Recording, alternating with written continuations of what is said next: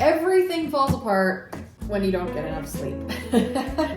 I totally agree. Sleep is such a big component of being healthy. Today is day 7 of our 12 days of Christmas, and we want to give you some tips on how to keep your body in a good sleep routine. Tip-top shape. And we're tired, we just get persnickety and grouchy, and nothing goes the way we really want it to. Well, and we don't feel good either, right? Like, I am very overtired today because my older daughter is a little bit sick right now. She's got a bad cold. She was so congested all night. So we did not get enough sleep last night. And like, I just don't feel good. And you're supposed to go to a Christmas party. Yeah. So what is good sleep? Well, and I think there's different components, right? Sometimes there's things that we can control about our sleep. Sometimes there's things that we can't, right? Like last night, I could not control the sleep. That's right. There's nothing I could do about it. Could I have a nap today? Yeah, I could try. Could I go back to bed in the morning? Yeah, I could. Sometimes we can't do those things either, right? There's things sometimes we can control and things we can't. So some of the things we can control are things like not staying up too late binging TV shows instead of going to bed, or binging your book, or whatever the thing is, staying up too late trying to get all your cooking and baking and cleaning done, right? Or wrapping gifts till 4 in the morning. Yeah, like that's not a good decision for the sake of your health. I went to bed at 20 after 9 last night. So my sleep problems from last night were not my own doing. I'm gonna give myself some credit there because yesterday we talked about not being so hard on yourself. My sleep problems were not my own doing. I love it. So lots of times it's things that we cannot control, but there are lots and lots of things that we can control when it comes to getting enough sleep. Yeah, I was just going to say, our bodies are all different. We all don't need the same amount of sleep, but you probably know how much sleep you need in order to feel good. Now, research says that we need about 5 to 7 hours of sleep every single night in order for our bodies to stay well and healthy.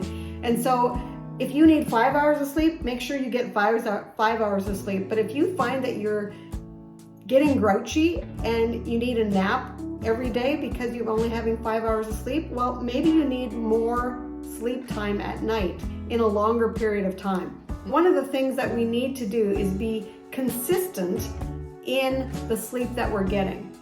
We need to have a routine where we're going to bed at the same time, or generally the same time, and getting up at the same time, so that we get into a sleep habit, a sleep routine. Yeah, your body kind of adjusts, right? We're creatures of habit. So if your body gets used to going to bed at 3 a.m., then you're gonna have a hard time getting enough sleep and going to bed earlier because your body is in that cycle. And so the more that we can get into good, healthy routines for bed, really the better off we are. And I think these are things that we all know, but we struggle to actually implement them because, especially as women, we often find that in the evenings, it's like our time to finally watch our show or read a book or do your puzzle or do the thing that you want to do because you've been waiting all day taking care of other people and other things all day. But then we're kind of working against ourselves because we're looking for that time for ourselves. But then what ends up happening is we sabotage ourselves because ultimately sleep is very, very important. Sleep is more important than watching that extra show or doing your puzzle for an extra half an hour, because sleep is vital for your body to function. That's right. And the reason we know this is because we've experienced it in our own household. My husband was really sick for a period of time, and it started with him not getting enough sleep. And the longer, the more chronic his sleep deprivation became, the sicker he got. And so when we're talking about sleep, we're coming from experience. We know how important and vital sleep is. It's crucial to living a healthy life. We just want to encourage you and invite you to subscribe to our YouTube channel. It would truly mean the world to us if you would do that. Give this video a like, comment below, tell us what you are going to start implementing in your life to improve your sleep so that you can be the best version of you coming up in 2023. Let's just talk about some things that help us get into a routine, or things we can do to make our sleep pattern healthy for our bodies. So having a good environment to sleep in is really important, and I think this is one that's more important for some people than for other people, because some people just have the ability to Fall sleep asleep. anywhere, anytime. They can sleep standing up, right? That's right. Other people need certain environmental things to be correct, like a dark room, a nice blanket, you know, a Maybe certain pillow. Yeah, or maybe your room has to be really cold, and maybe you need the window open, or maybe you want the window shut. Maybe you like white noise, maybe you like it completely dead silent. Mm-hmm. But you know what your comfort level is, or you know what helps you sleep. Mm-hmm. So make sure that you set up an appropriate sleep environment as best as you can. I mean, sometimes maybe you don't have the right house where you have every environmental factor correct for what you like, but modify it as best as you can so that it's what you want and need. And you're going to know what works for you, because when you go somewhere else and you're at someone else's house, you know that it's different. You know that you're not used to that pattern, and it affects your sleep. Mm-hmm. So if you are away over the holidays and you have to readjust, try and still make it your environment as comfortable as you can while you're away. Yeah, that's right. So another thing to do is to relax before you go to bed. So, you know, we all know too that like being on screens before bed is not a good idea. That blue light does, I don't know the science behind it, but it's not good for us when we're trying to get ready for bed. It's way better to read or have a bath or do a puzzle, you know, do some quiet, relaxing activity that is not on a screen. That's right. But that's a hard one for a lot of us. That's a hard one for me. Another tip is to really watch your caffeine intake or your alcohol intake. Some people think, oh, a glass of wine just helps me relax. But if you get into bed and your mind starts to go crazy a little while later after your glass of wine, maybe that alcohol isn't so good for you. So, you know your body, know what you can have, and know when you shouldn't have it. Same with caffeine, with coffee or tea or hot chocolate or different drinks that we put into our bodies. With all that caffeine going into our system, it does affect our sleep. So know when your cutoff time is. Mm-hmm. Another huge factor for getting good sleep is to exercise regularly.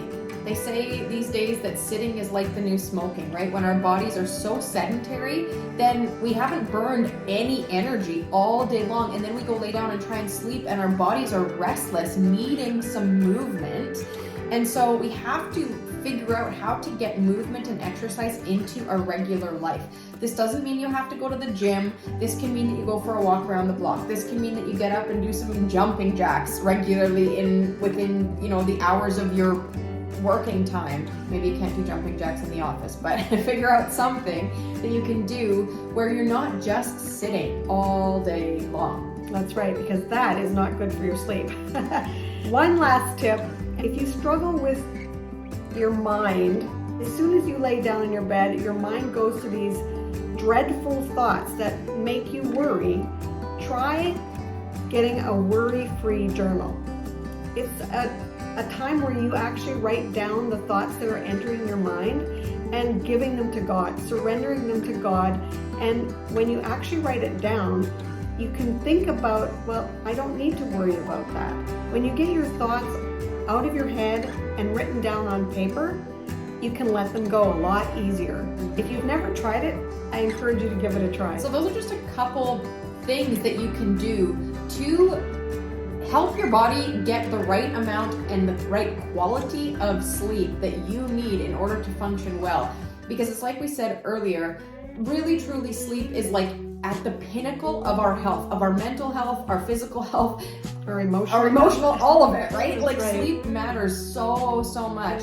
And even if you think about like God creating the world, he rested. He took a day of rest. Our bodies need rest, and I think he modeled that for us. Before we go, we just want to take the time here to invite you to a free challenge that we have coming up in our free Facebook community called Healthy Christian Living with Ruth and Casey. We are going to be starting on January 2nd a 10-10-10 challenge where you can challenge yourself to get free in your mind, body, and soul. We are going to be learning how to draw closer to God. We have a whole bunch of fun stuff coming up. You don't want to miss out in our 10-10-10 challenge. Join us in our Facebook community. We will link it below in the description.